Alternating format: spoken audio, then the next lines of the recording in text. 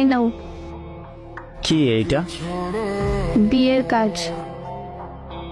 কার বিয়ে? আমার, অবশ্য অন্য কারো বিয়ের কাজ আমি তোমাকে দেব না।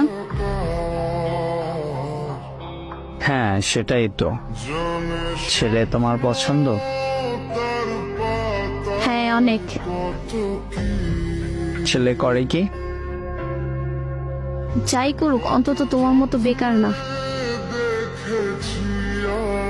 ও আচ্ছা, এই কথা।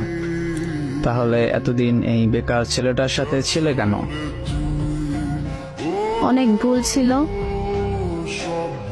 ভুলটা বুঝতে পেরেছো তাহলে? হ্যাঁ।